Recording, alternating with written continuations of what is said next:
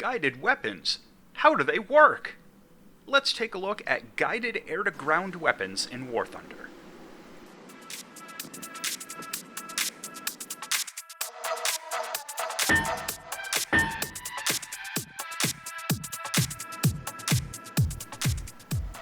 So, up front, this guide is going to look at guided air-to-ground weapons available to fixed-wing aircraft in War Thunder, the keybinds you need, and how to use them.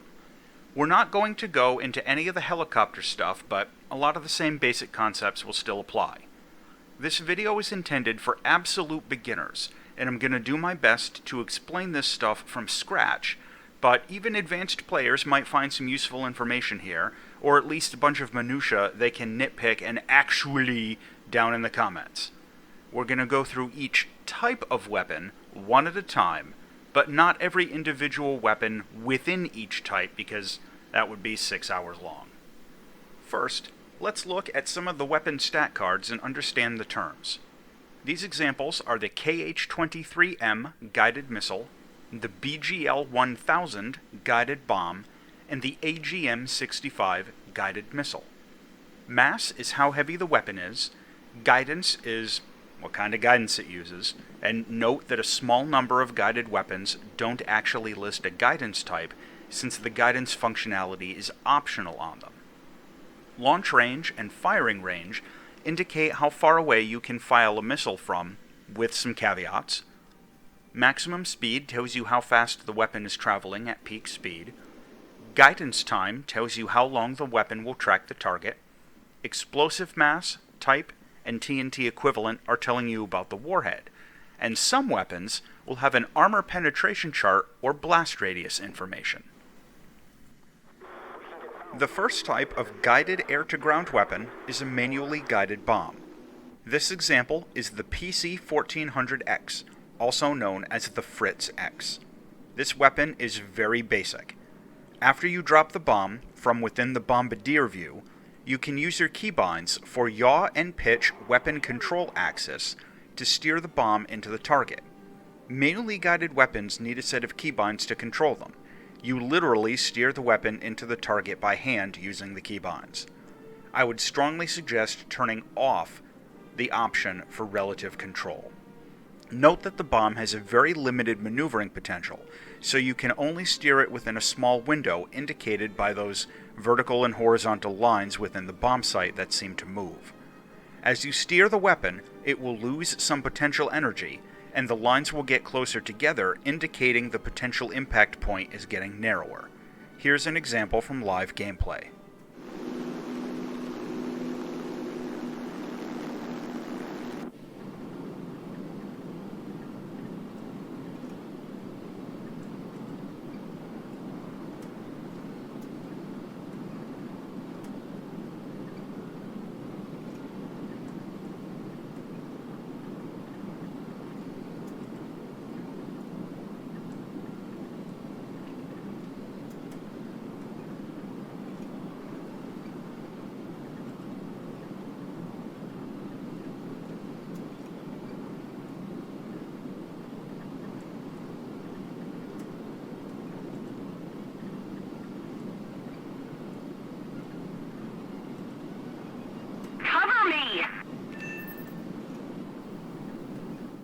Next up are manually guided missiles.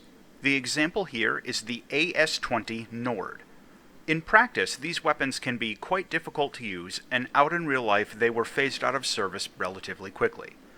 To fire the weapon, you simply use your keybind for Fire Air-to-Ground Missile. After the missile is outbound, use your keybinds for yaw and pitch axis for aimed weapons. I would strongly suggest turning off the option for relative control. A popular use of these missiles is to fire them without actually guiding them, using them more as an unguided rocket that's actually going to be accurate. This is a very popular method since these weapons tend to have a large warhead. To hit a target, you really do just steer the missile in manually. Here's an example from live gameplay.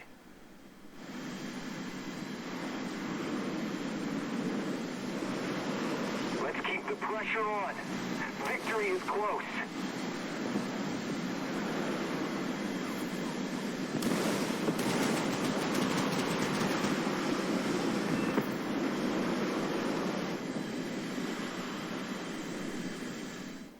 Next up are semi-automatic command line of sight missiles, also known as beam riding radar guidance. The example here is the KH-66. Beam riding guidance works by having a sensor in the back of the missile, which detects the radar beam from your aircraft. Your plane locks its radar directly forwards, and the missile steers itself to try and stay in the center of your radar beam, allowing you to guide the missile manually by steering your plane's nose. This can be somewhat difficult, and like the manual command line of sight weapons, beam riding weapons weren't used for very long in real life. The only keybind you need is Fire Air-to-Ground Missile. As soon as the weapon is launched, it will steer itself to stay in the center of your radar beam. But keep in mind that the missile isn't a UFO, and it can't turn very hard. So if you steer your plane too quickly, the weapon will lose its tracking and be wasted. A special note, if you lock on to a beam riding missile, it will go crazy and fly off in a random direction. War Thunder will let you lock on to missiles. Don't do that. Here's an example from live gameplay.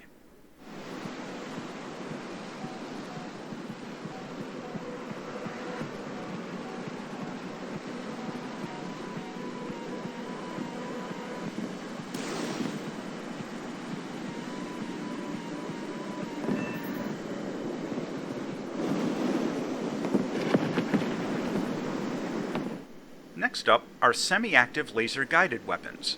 There are two types of laser-guided weapons, fixed and target tracking. Which mode the weapon fires in depends on your aircraft and you can't change it. This example is the KH-29L fired from the Su-17, which uses a fixed laser designator. The missile has a sensor in the front which detects the laser firing from the aircraft and tries to guide the weapon to where the laser stops. With a fixed designator, the laser fires directly forward at all times, and you steer the weapon in, just like the semi-active command line of sight radar missiles, by aiming your plane at the target. The only keybind you need is Fire Air-to-Ground Missile. Here's an example from live gameplay.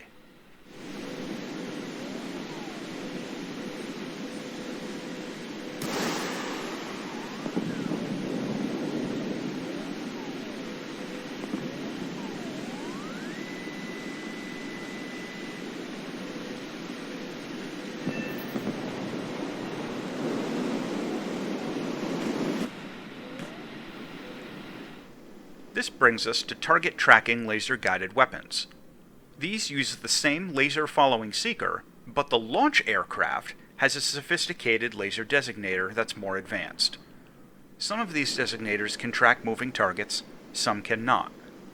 You can use a tracking laser one of two ways: from inside the laser designator's camera view that works like a bomb sight, or from the external view.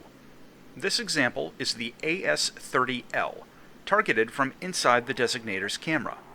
Change your view until you're in the designator, move the mouse over the target, and hit your keybind for Activate Target Point. It might take a few tries for the laser to lock. Then hit your keybind for Fire Air-to-Ground Missile and change back to the regular view. Remember that these are semi-active weapons, so you have to keep the target lased until the weapon impacts, and you can't turn away. Here's an example from live gameplay.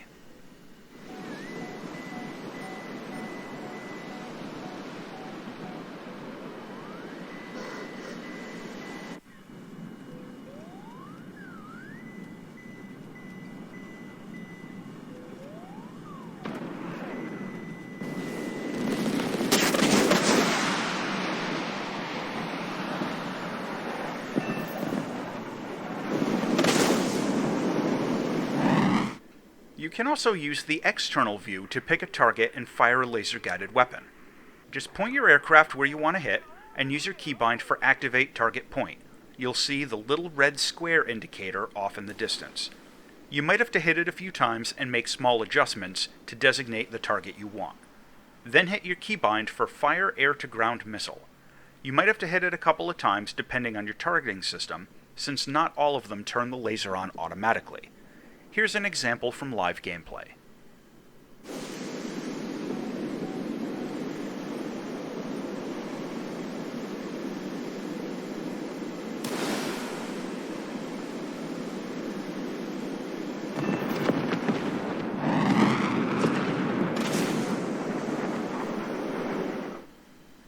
Next up are TV-guided weapons, sometimes called optical guidance. These weapons use what is called a contrast sensor in the nose, which feeds the output of a small TV camera into some electronics, which try to keep the black and white patterns seen by the camera the same, which steers the weapon into the center of the picture. Some of these weapons can track moving targets, some cannot. The example here is the AGM-62A Walleye 1 ER guided bomb. Like the laser-guided weapons, you can designate a target either from within the weapon's TV camera view or from the external view. The TV camera view is slightly more difficult to use, but is far more accurate and easier to lock moving targets with on weapons that have that capability. To do this, switch views until you're in the camera, move the mouse over the target, and hit your keybind for drop-guided bomb, or fire-guided missile. You may have to hit it a couple of times for the sensor to lock and drop. Note about targeting: the 3 lines in the TV camera view indicate the potential impact area that you can reliably target and hit. You may have to get closer to the target before the crosshairs move in between these 3 lines, inside the red square in the picture down in the corner. If you overshoot your target, you have to fly back around. With missiles rather than bombs, you have a little bit more leeway with this. Here's an example from live gameplay.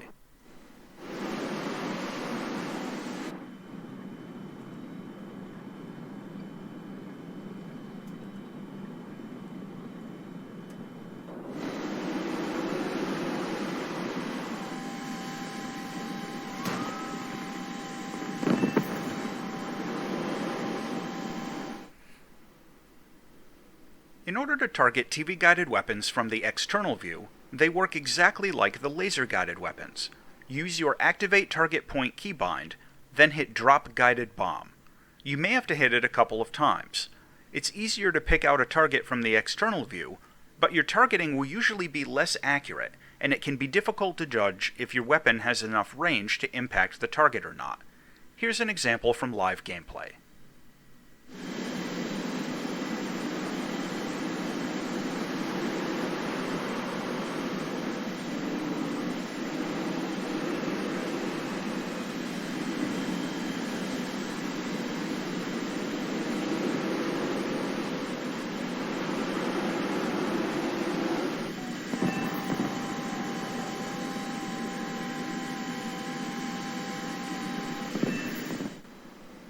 That about covers all of the different types of air-to-ground weapons currently implemented in War Thunder. I want to close out with a few notes and loose ends. First, weapon selection. If your plane has more than one type of weapon, or you're carrying missiles and bombs or something like that, it's useful to make sure you have the right weapon selected before firing. Otherwise, you might find yourself spooling up an air-to-air missile when you're trying to drop a bomb. Whoops! The keybind is Switch Primary Weapons, and you'll be able to see on the screen which weapon you have selected in your top left display and down on the bottom. Also, there are not yet any guided torpedoes or air-to-ground radar-guided weapons implemented in War Thunder. If and when such weapons do eventually get implemented, I'll do an updated version of this video and go into depth on those particular systems. Until next time, thanks for watching.